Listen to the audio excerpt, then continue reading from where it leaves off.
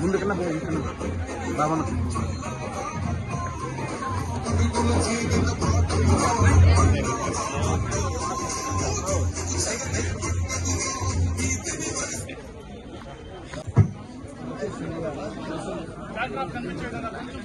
Sorry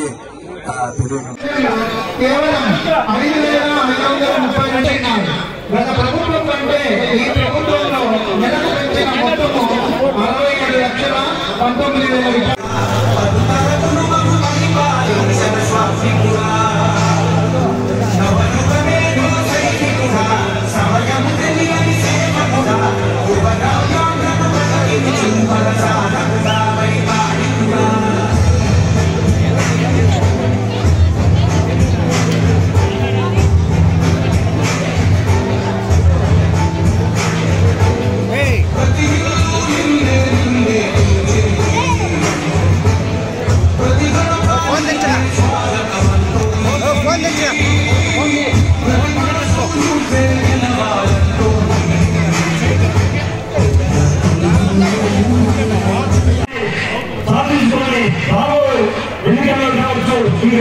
మొత్తము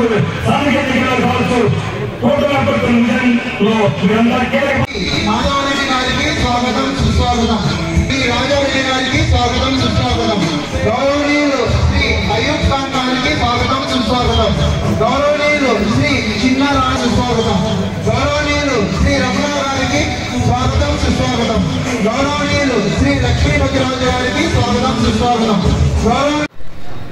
ఇప్పుడు మన గౌరవనీయులైన పుంగూరు నియోజకవర్గ తెలుగుదేశం ఇన్ఛార్జ్ వర్యులు గౌరవనీయులు శ్రీ చెల్లా రామచంద్రారెడ్డి గారిని సభను ఉద్దేశించి అందరికీ ధన్యవాదాలు. తిరుమల పవిత్రన గురించి మాట్లాడాలంటేనే, ఆ భగవంతుని గురించి ఏదైనా మాట్లాడాలంటేనే మాకు భయమేస్తుంది. ఎందుకంటే అందరికీ విలువెలుపల దేవుడు వెంకటేశ్వర్ల స్వామి.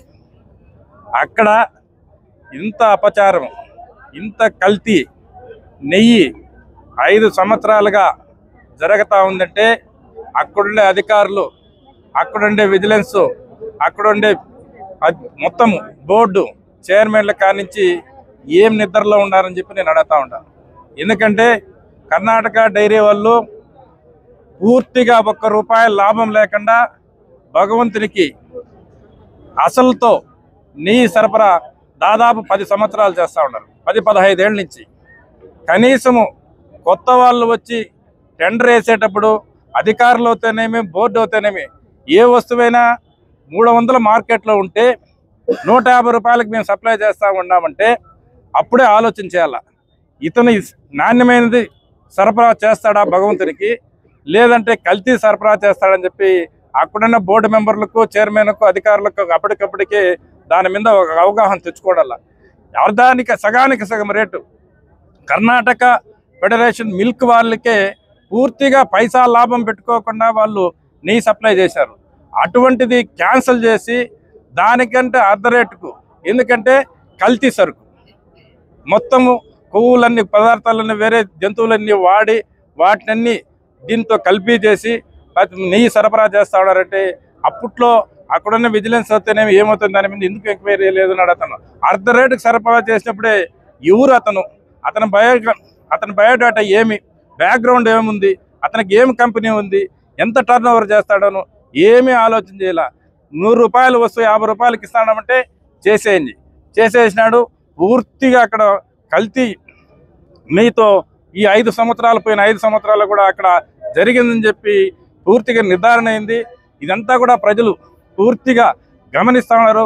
ప్రజలను కొల్లగొట్టినారు, రాష్ట్రాన్ని కొల్లగొట్టినారు, భగవంతుని కూడా కొల్లగొట్టే ప్రమాదానికి వచ్చింది. ఇప్పటికైనా మేము ఏం చెప్తామంటే టీటీడీకి ఒక సూచన ఏరా అంటే, అక్కడ నెయ్యి ఇక్కడ పాలు ఇవన్నీ కొనేటప్పుడు మీరు కూడా టీటీడీ డైరీ అని చెప్పి పాలు మిల్క్ రైతుల దగ్గర సేకరించండి. బ్రహ్మాండమైన ప్రొక్యూర్మెంట్ చేసి ఫ్రెష్గా నెయ్యి చేయండి. ఏమంటే ప్రజలకు కూడా పాలు ఎక్కడ చూసినా పాల మీద ఆధారపడినారు. ఫ్రెష్ పాలు వస్తాయి.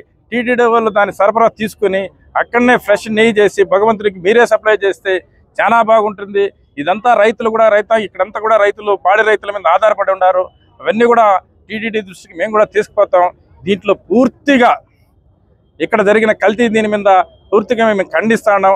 దీని మీద చేసిన దోషులను శిక్షించాలని చెప్పి మేము పూర్తిగా డిమాండ్ చేస్తాం. పెంపర్ మోషన్ కంపెనీని తీసుకొచ్చినారు కానీ ఆ ఎండీకి ఇంటర్వ్యూ కూడా ఆ ముఖ్యమంత్రి ఇలా ఆ రోజు 5-6 దఫాలు ఆ ముఖ్యమంత్రి దగ్గరికి పోయినారు. వాళ్ళు ఇంటర్వ్యూ ఇచ్చిన పాపాన కూడా పోలా, వానికి వెనక్కి వెళ్ళబోయడం జరిగింది. ఇప్పుడు మళ్ళీ తిరిగి వాళ్ళు వచ్చినారు. ఎక్కడున్నా వెతికి పట్టుకొని ఆ ఎండీని మళ్ళీ తీసుకొచ్చినాం. ఈ పెప్పర్ కంపెనీని దీన్ని పూర్తిగా ఎట్లా చేయాలా, ఏ విధంగా ల్యాండ్ అక్వైర్ చేయాలని చెప్పి దాని మీద అప్పుడే ముఖ్యమంత్రి దగ్గర ఒక సిట్టింగ్ కూడా వేయడం జరిగింది ఆ కంపెనీ ఎండీలు. దాన్ని పూర్తిగా పరిశీలించి ఏ విధంగా ముందుకు తీసుకువెళ్తామో దగ్గరలో ముందుకు తీసుకొచ్చి అనౌన్స్ చేస్తాం.